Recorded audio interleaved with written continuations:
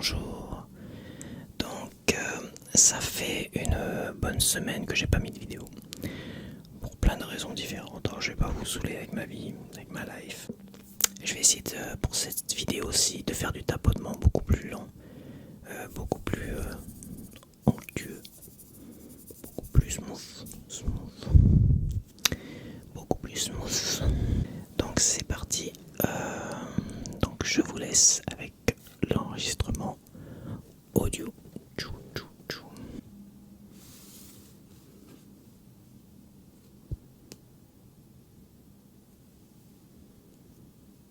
Extrait numéro 1 des garçons épatants par Michael Chabon.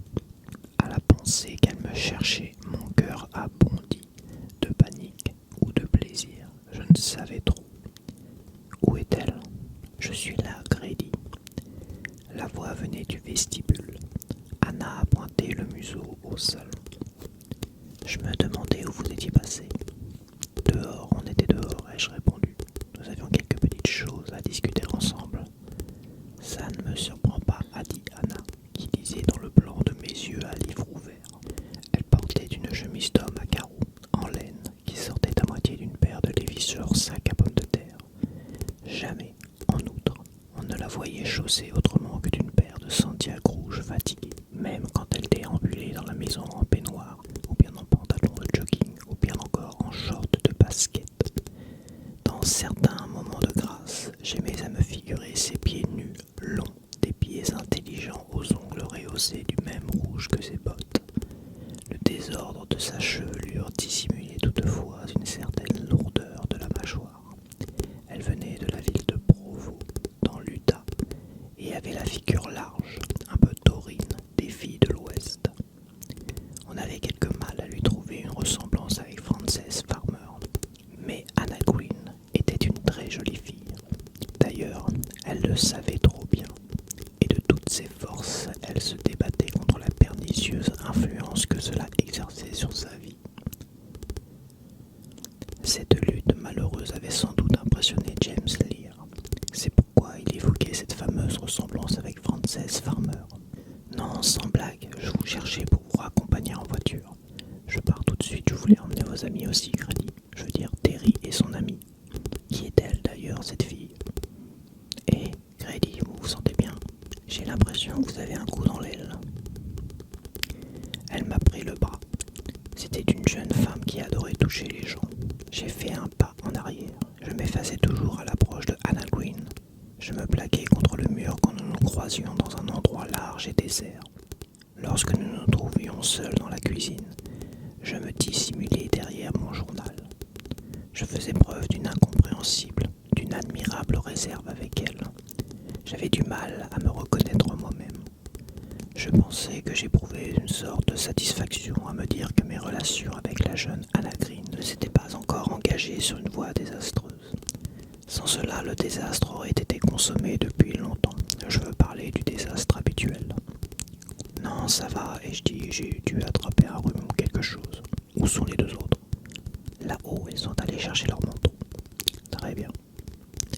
Je les ai d'abord appelés, mais ensuite, je me suis souvenu de James Lear et de ma promesse de lui montrer une pièce de la collection de Walter.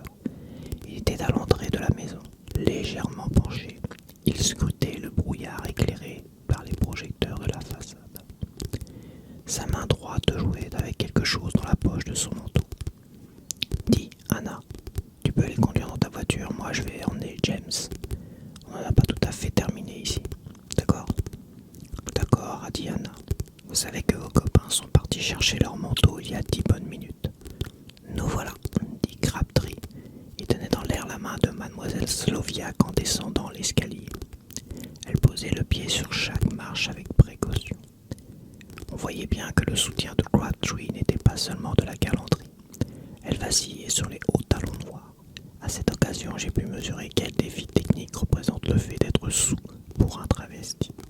Le costume vert métallisé de Crabtree n'avait pas un faux pli. Crabtree arborait cette expression blafarde et détachée qu'il affectait généralement dès que son attitude frisait le scandale. Mais dès qu'il a vu James Lear, ses yeux se sont agrandis terriblement. Il a lâché mademoiselle Sloviak. Elle a descendu les 3 dernières marches toute seule, mais d'un coup, comme de finir sa course contre moi, ses longs bras tendrement accrochés à mon cou. L'odeur de cristal m'a soudain enveloppé en même temps qu'une autre, forte et épicée. Je suis vraiment désolé, a-t-elle dit avec un sourire tragique. Salut la compagnie, s'est écrié Crabtree en tendant la main à James Lear. James, ai-je dit aussitôt. Voici mon meilleur et plus vieil ami, Terry Crabtree, et son amie, Mademoiselle Sloviak. Il est mon éditeur aussi. Terry, j'ai dû te parler de James, j'en suis sûr. Non, je n'ai pas l'impression. Il ne lâchait pas la main de James Lear. Je suis certain que je m'en serais souvenu. Et Terry, viens un peu, a dit Anna Green en prenant Crabtree par le coude comme s'ils étaient les plus vieux amis du monde. C'est lui le type dont je te parlais, James Lear. Pose-lui la question à propos de George Saunders. Je suis sûr qu'il saura. Quelle question, a dit James en libérant enfin sa main de celle de Crabtree. Sa voix tremblait un peu. Je me demandais s'il avait perçu la même chose que moi dans le regard de Crabtree. Une ivresse de conquérant. Il regardait James Lear avec une idée fixe. Il était dans ce film-là, Son of Fury. Terry était en train de nous raconter que George Saunders s'était suicidé, mais il ne se souvenait plus comment. Je lui ai dit que tu le saurais sûrement. Aux médicaments, en 1972, a répondu James Lear. Super, et la date en plus. Crabtree tendit son manteau à Mademoiselle Sloviak avec un simple « voilà ». James est prodigieux, s'est écrié Anna. Hein, c'est vrai, James. Non, sérieusement, regardez-le, regardez. Elle s'était tournée vers lui. À présent, elle le regardait comme une petite sœur regarde ce magicien aux pouvoirs illimités qui a un grand frère adoré. Le désir de lui plaire parcourait comme une onde le visage de James. James, qui d'autre s'est suicidé déjà? Quels autres acteurs? Tu veux que je te les dise tous? Il y en a trop. Bon, alors les plus importants. Il n'a même pas fait mine de chercher en roulant des yeux. Il ne s'est pas gratté le menton. Il a ouvert la bouche, tout simplement. Il a compté sur ses doigts. Pierre Angeli en 71 ou 72 pilules lui aussi. Charles Boyer en 78 pilules. Charles Butterworth en 1946, je crois, en voiture. En principe, il s'agissait d'un accident, mais en fait, il a penché la tête avec tristesse. Il n'allait pas bien. Sa voix était marquée d'ironie. J'avais l'impression que c'était à nous qu'elle était destinée. Il était visible qu'il prenait ses suicides hollywoodiens et la curiosité de Anna très au sérieux. Dorothy Dandridge, elle a pris des pilules en 1965. Par là. Albert Decker en 1968, pendaison. Il a laissé un mot rouge à lèvres sur son ventre. Je sais, c'est bizarre.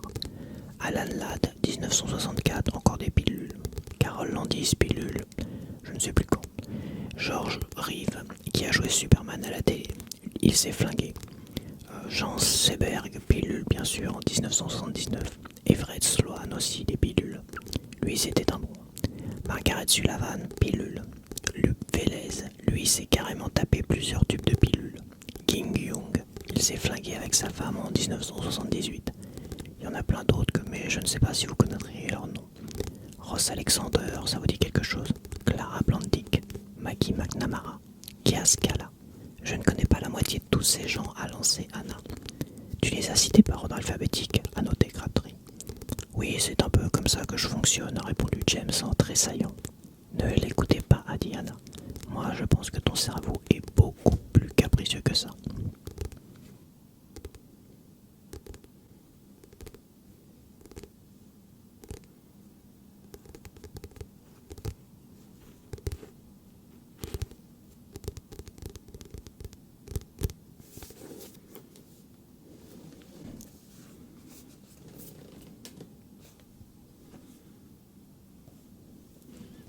Extrait numéro 2, Les délices de Tokyo par Durian Sekegawa.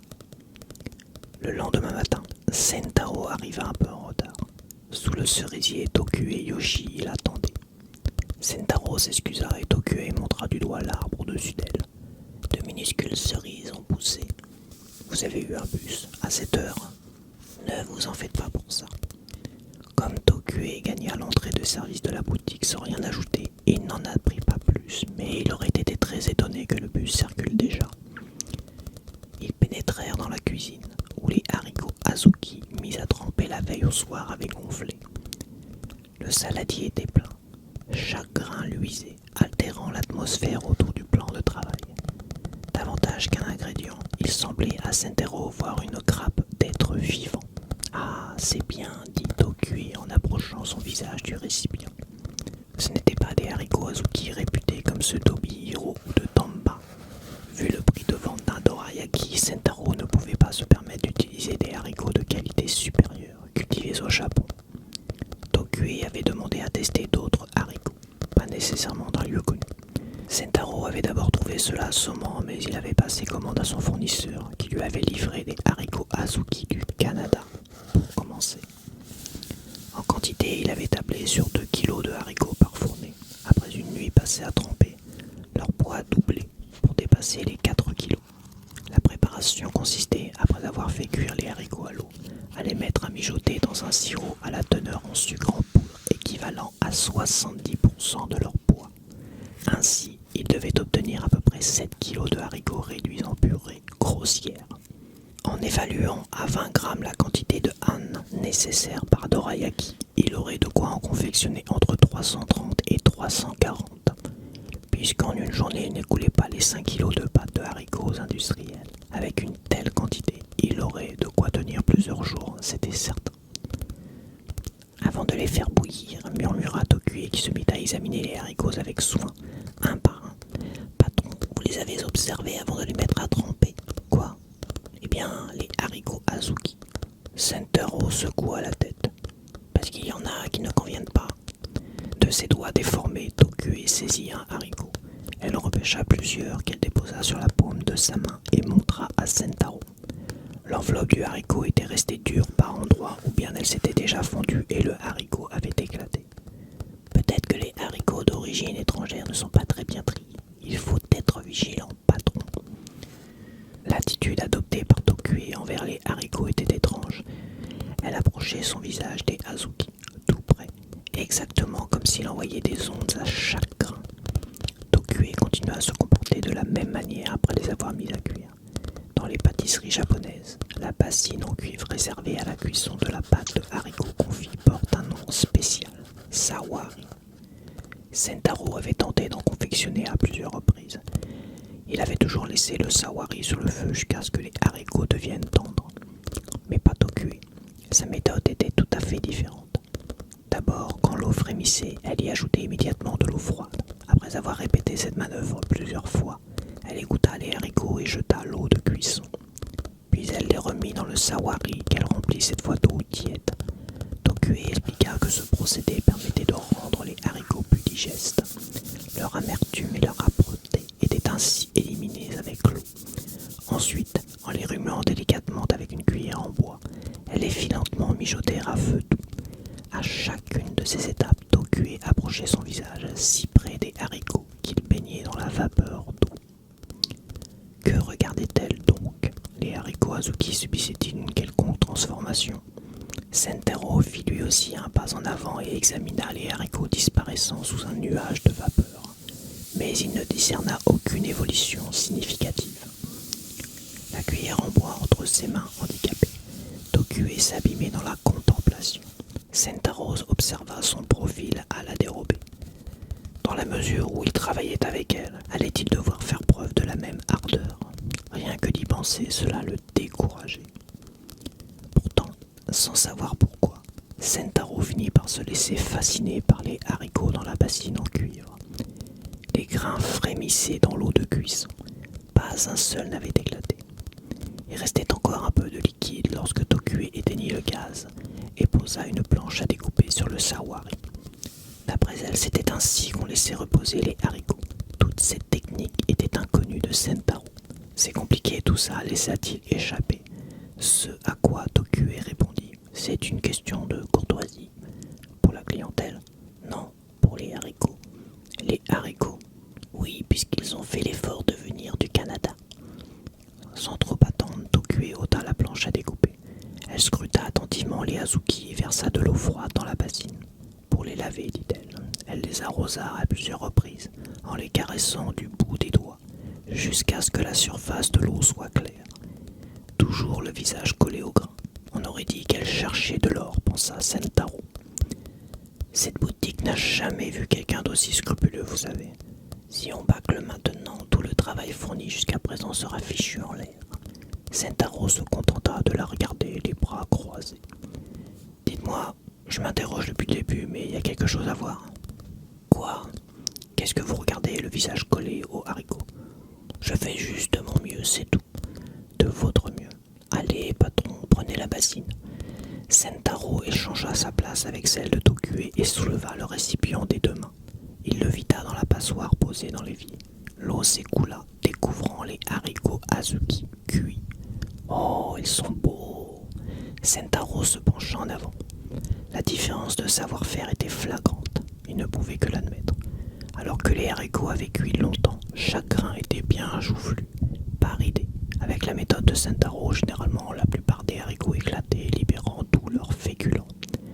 Ceux qu'il avait sous les yeux avaient cuit en conservant tout leur lustre. Chacun des grains alignés, en bon ordre, resplendissait. Voilà à quoi cela ressemble une fois prêt, je l'ignorais. Devant Sentaro fasciné, Tokue rit en haussant les épaules. Une fois prêt, patron, vous avez déjà vraiment confectionné de la pâte de haricots. J'ai essayé. Eh bien alors, vous n'avez pas fini d'apprendre.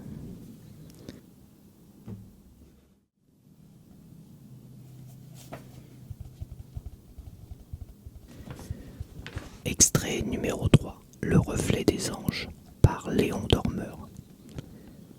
Paul était redescendu au bout d'une bonne demi-heure. Il avait gagné nettement quelques galons en charisme. Kyoko, Alexandra, ainsi que son chien l'avaient considéré avec beaucoup d'intérêt.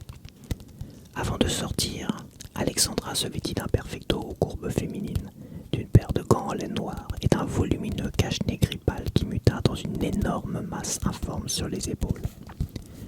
Paul se recouvrit d'un épais et sobre manteau au teint sombre, bien plus large que la normale, qu'il avait acheté autrefois pour porter au-dessus de vestons délicats. Sa carrure prit bien plus d'envergure. Par mimétisme, il se prépara également à affronter le froid à l'extérieur. Il enfila une paire de gants en coton bleu cendré ainsi qu'une écharpe. Cette dernière arborait de fines rayures aux couleurs du drapeau national. Étrange choix, songea Alexandra, avant de le voir s'enrouler la tête avec et de tirer dessus pour la redescendre vers le cou. Elle prit sur elle pour ne pas éclater de rire. Ils s'introduisirent à l'extérieur d'un pas chancelant sous les lumières jaunâtres des deux lanternes à l'affût, suspendues par des drôles de points d'interrogation, eux-mêmes vissés aux extrémités du panneau signé « La mécanique des anges ». Une bruine vint leur caresser le front avant de disparaître dans les couloirs venteux de Caen. Le ciel s'était assombri, aucune étoile ne scintillait. Les mains laineuses ou cotonneuses dans les poches, ils flânèrent côte à côte sous le rythme saccadé des lampadaires à détection de présence en direction de l'Aubette Saint-Étienne, l'hôtel de ville. « J'ai froid, dit Alexandra d'une voix étouffée, la moitié du visage enfui dans son écharpe. Cela fit rire Paul. Ne te moque pas, répliqua-t-elle avant de le pousser d'une main. Paul la rassura qu'une fois dans le tramway nocturne, ses soucis auront disparu. Les rues fantomatiques sifflotaient des mélodies éthérées. Un carillon fut chahuté non loin par cette brise au parfum salé. Celle-ci s'infiltrait un peu partout, même dans les nuques cachées avec un soin particulier. Elle semblait s'amuser avec espièglerie à embêter tout être et toute chose qui avait osé mettre le nez dehors. Deux larges bancs en bois, sans dossier pour s'appuyer, les attendaient sous l'abri couvert où un néon s'alluma à leur arrivée. Après une courte hésitation, ils enjambèrent les rails du tramway perlé d'eau de pluie, s'approchèrent de l'Aubette, puis s'assirent l'un à côté de l'autre, les popotins pris en étau par leurs mains mimétiques. Les doigts laineux d'Alexandra frôlèrent timidement ceux cotonneux de Paul. Ils échangèrent un regard mais se gardèrent bien au chaud leur demi-sourire. Les mots semblaient s'être évanouis dans les ténèbres tout autour d'eux. Ils restèrent là, un moment, admirant l'imperceptible. Des gouttes éparses ondoyèrent et tourbillonnèrent dans un balai gracieux, avant de s'évaporer en tous sens. Les jambes croisées qu'Alexandra jeta en direction de Paul n'étaient pas dénudées de sex appeal. Elle savait très bien à quel jeu elle jouait. Elle aimait sentir les somptueux yeux bleus de son Valentin glisser sur ses courbes. Le regard de celui-ci fut comme aimanté par ses ravissantes gambettes habillées de collants aphrodisiaques. Alexandra, fière de sa petite manœuvre de séductrice, laissa un sourire divin dessiner son visage d'une bien belle manière. La lumière au-dessus d'eux vacilla d'abord en douceur, puis se mit à clignoter dans un rythme frénétique. Elle finit par s'éteindre, puis se rallumer et recommença. « J'ai l'impression d'avoir 15 ans, déclara soudain Paul d'une voix mate. Il s'était perdu dans la masse sombre et informe devant lui où, au loin, une légère lueur se mourait. Le néon de l'aubette dans laquelle ils avaient pris place se tut lui aussi avant de renaître à nouveau. « Pourquoi tu dis ça ?» Il lui offrit un bref regard avant de se retourner vers les ténèbres. « Je suis à côté d'une fille qui me plaît, et je ne sais pas quoi lui dire, lui expliqua-t-il d'un air maussade. C'est assez gênant. »« Moi, ça me va, rassura Alexandra. »« Ah bon ?» s'interrogea Paul. Il se reconnecta aux yeux de sa partenaire avec son plus beau jeté de sourcils. « Tant que je suis avec toi, le reste je m'en fiche, clarifia-t-elle d'une voix envoûtante feutrée, presque irréelle. Tu n'es pas obligé de me parler. Ta présence me suffit amplement. » Avant qu'il eût le temps de lui répondre, ils furent surpris par le tramway. Ce dernier s'échappa du néant, puis mourut à leurs pieds, dans un vacarme assourdissant de grincements et de craquements. Comment ont-ils fait pour ne pas l'entendre arriver de loin, s'exprimèrent leurs visages abasourdis. Paul se redressa et entraîna Alexandra avec lui par la main. Ils se dirigèrent vers la double porte du premier wagon, qu'il essaya tant bien que mal d'ouvrir, l'une d'entre elles coincée. « Ça, c'est du rendez-vous galant », ironisa Alexandra, tandis que Paul envoya un méchant coup de genou dans la carcasse boisseuse. « Attends, tu n'as encore rien vu », répliqua-t-il d'une grimace, avant de frotter son genou. « J'arrive », beugla le chauffeur d'une voix assourdie, tout en s'approchant de l'autre côté. Il donna une série de virulents coups de pied et, avec l'aide de Paul, ils réussirent à ouvrir cette satanée double porte coulissante. Paul ne le connaissait pas. C'était un vieil homme au visage fripé, avec une barbe jaunue imposante et des yeux sombres. Il portait un bonnet bleu marine avec lequel il avait recouvert ses sourcils. Il était habillé d'un large manteau d'aviateur marron fermé jusqu'au cou, d'un pantalon beige et d'une paire de Rangers noirs. « C'est le sable, il y en a partout », grogna-t-il d'une voix forte quand il repartit en direction du tableau de bord. « Un jour, je vais en faire une overdose de cette saloperie. Le vent nous glisse dans tous les coins et recoins. La dernière fois, j'en ai même retrouvé dans mes sous-vêtements, c'est dire. » Alexandra rigola. « Je ne suis pas rassuré, marmonna Paul. » Il plongea un regard dans tout le wagon, drôlement sombre et vide, où les loupiotes au plafond clignotaient de façon désynchronisée. Le tramway s'ébranla, et Alexandra, qui n'arrêtait pas de bouffer de rire dans son écharpe, faillit se renverser dans les bras de Paul. « On ferait mieux de s'asseoir, dit-il d'un air faussement sérieux. » Alexandra laissa ses yeux se perdre dans ceux de Paul avant d'acquiescer par d'imperceptibles hochements de tête. Il essaya de balayer le sable sur le banc qu'il convoitait avant de s'y asseoir tous les deux. À chaque virage, il glissait d'un côté puis de l'autre. Les craquements semblaient inquiétants, mais ce n'était rien face au couinement des freins qui peinaient à s'acquitter de leur boulot correctement. Le tramway reprenait son souffle à chaque station, puis redémarrait quelques minutes plus tard dans une violente secousse. Le chauffeur ne tirait jamais sur la chaîne pour émoustiller la cloche d'approche. Pas étonnant qu'ils ne l'eussent pas entendu arriver, songea Paul. Il se demandait si c'était parce qu'elle ne fonctionnait plus ou juste qu'il n'avait pas envie d'utiliser. Cela s'avérait dangereux de ne pas l'actionner dans les endroits à risque. Le soir, la région se plongeait dans la pénombre et l'onirisme. C'était facile d'halluciner, de ne plus savoir où aller dans les ténèbres de la Normandie et d'être percuté par un énergumène à la barbe blanche des allures de Père Noël.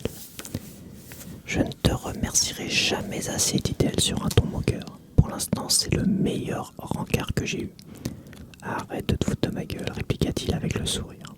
Elle rigola de plus belle. Ils s'étaient brinque-ballés dans tous les sens sans ménagement, leurs épaules se cognant l'une contre l'autre dans un rythme irrégulier. Le chauffeur lança quelques jurons dans les airs sans raison apparente. Quelques personnes se hâtèrent à l'arrivée du tramway. Elles montèrent dans un des wagons à l'arrière.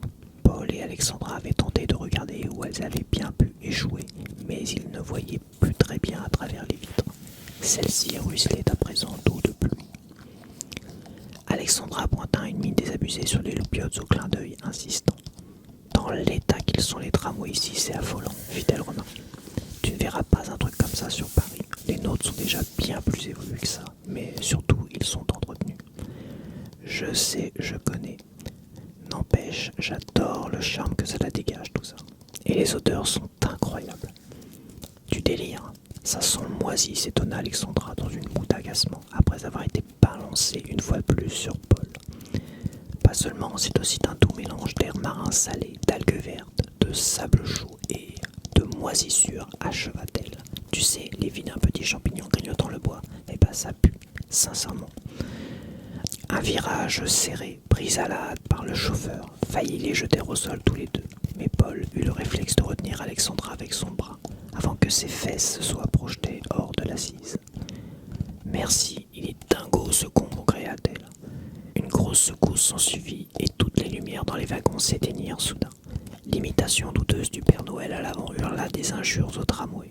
Il lui donna un bon vieux coup de poing sur le tableau de bord, là où une large poignée dans une fente lui permettait d'accélérer ou de desserrer. Toutes les diodes d'indication et les divers boutons qui auraient dû scintiller de vert ou de rouge se retrouvèrent d'un coup inerte.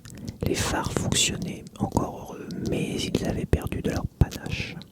« C'est bon, j'ai des yeux de lynx », grogna d'une voix forte le chauffeur par-dessus son épaule. « Le problème, par contre, c'est qu'on n'a plus de chauffage. Désolé pour la gêne. » Alexandra et Paul se regardèrent et s'efforcèrent par tous les moyens de ne pas éclater de rire. « Tant qu'on arrive en un seul morceau, ça me va », marmonna Paul d'une moue souriante. « Je me demande si les autres personnes derrière vont bien, s'inquiéta-t-elle, jetant un regard fin vers les vitres arrière dégoulinantes. Il reste un arrêt avant les terres inondées. On demandera au chauffeur d'aller vérifier avec nous. D'accord. Dis donc, tu m'emmènes où comme ça ? Au bar du cimetière à bateau, dit-il avec une certaine fierté dans la voix. C'est quoi ce nom ridicule ? Tu verras bien. J'espère que ce n'est pas un truc où ça va puer la moisissure. Je me méfie de tes goûts maintenant. Paul pouffa de rire tandis que le tramway couina d'un son amer. Faudra penser à graisser les freins la prochaine fois, ça me casse les oreilles, protesta Alexandra d'une voix forte en direction du chauffeur. Paul était atterré. Ouais, grogna avec modération le chauffeur. Elle a besoin d'une bonne révision de toute manière. D'une bonne révision, répéta-t-elle à voix basse avant de se retourner vers Paul. Tu parles, il est bon à brûler ce truc boiseux. Chut, lui fit Paul. Qu'est-ce que t'as peur, dit-elle par défiance. Paul ricana de gêne. Non, ce n'est pas de sa faute, c'est tout. C'est bizarre, ta sœur nous avait raconté que t'étais du genre bagarreur. Faut croire que je vieillis. Je suis un adulte responsable à présent. Le tramway s'arrêta brusquement. Ils se retrouvèrent cette fois-ci projetés au sol. Alexandra se releva non sans mal avant d'aller aboyer sur le chauffeur. Il faisait d'un coup peine à voir, il ne grognait plus. Il avait enlevé son bonnet, dévoilant ainsi une poignée de cheveux fatigués, et avait inondé la renarde en furie d'excuses. Paul la saisit par le bras pour qu'elle se calme. « Viens, il faut aller voir si les autres vont bien, suggéra-t-il d'une voix posée. « Ah oui, j'ai failli oublier, se souvint le chauffeur, hébété, avant de remarquer qu'à l'extérieur, les deux personnes en question lui jetaient des signes de protestation. Ils disparurent ensuite dans une rue opaque. « C'est encore loin ton truc ?» demanda Alexandra après s'être retournée vers Paul, le visage renfrogné. « Vous allez où ?» demanda le chauffeur d'une voix si onctueuse qu'elle ne paraissait plus être la sienne. « Je vous y emmène et, promis, j'irai doucement. Après, je rentre, j'en ai marre pour aujourd'hui. »« Un cimetière avec un bar dans un bateau, » répondit-elle.